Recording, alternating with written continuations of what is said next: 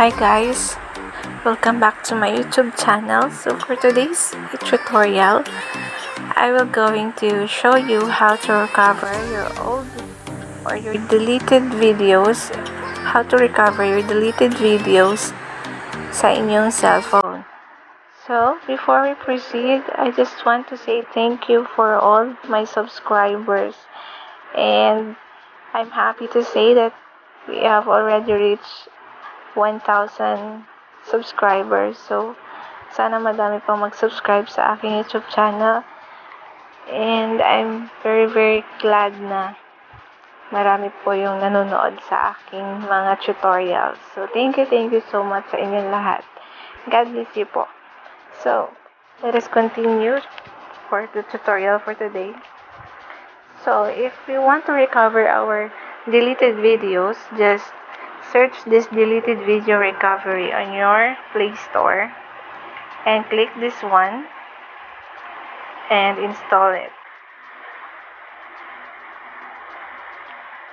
So, i-open na natin siya.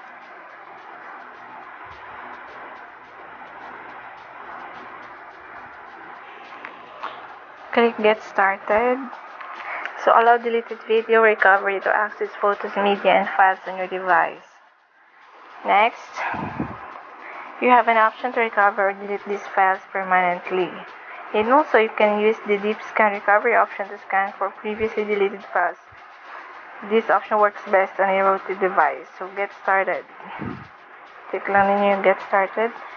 And, as you can see here, we have this recovery, backup, share files, and junk cleaner. So, we go first here in backup. So, allow deleted video recovery to access your contacts. Okay, so you have here backup all contacts, contacts with phone number, restore view backup, delete all contacts, or delete backup. So, I have here total contacts of 103. Okay, next, calendars. Also, allow this deleted video recovery to access your calendar. Also, you can create a calendar backup, restore or view backup, delete calendar events, or delete backup. You have your choices. So, I have my calendar events, 45 events. Click back. And also in WhatsApp, since WhatsApp is not installed on my phone, so I cannot use this one. So, images. Also, I can create images backup, restore it, or view backup, or delete the backup. Same as some of these apps also. So, we have here like our total apps. So, you can create app backup, download applications, restore, or you can also view the backup, delete all apps, or delete backup. So, total apps is 309. So, we're done for that. So, we go back. And as you can see, we have here this recovery. So, recover your data. Click this one. So, we have the data recovery, deep scan recovery, and also you can only choose if ever you want to recover deleted videos or deleted images, deleted audios, and deleted documents. So, let's try this deleted videos.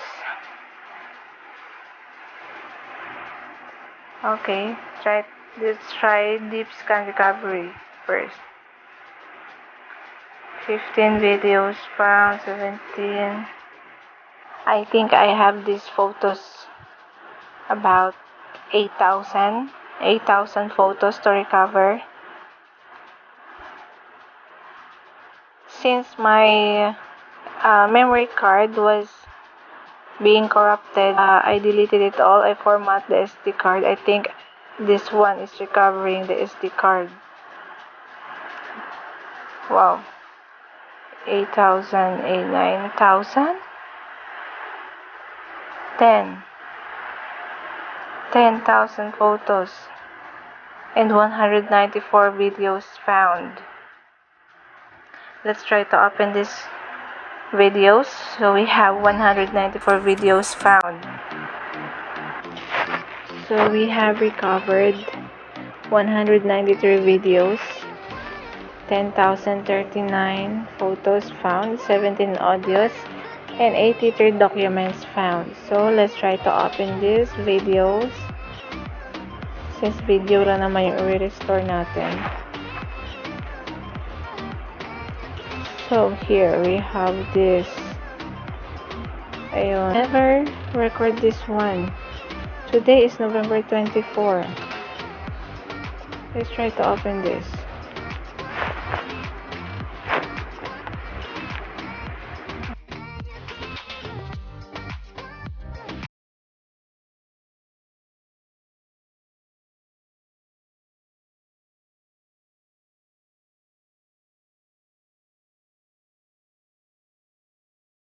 This video was recorded by my nephew, and he also deleted this today.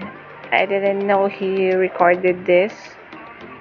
So, since I'm recovering deleted videos, now I know that he recorded a video maybe kaninang morning. So, ngayon, we have the choice. If you want to restore this, then you can click restore. If you want to do backup, then you can click backup. And if you don't want to restore this, then you click the cancel. Okay. So, ayan, ang dami kong videos to be recovered, maybe.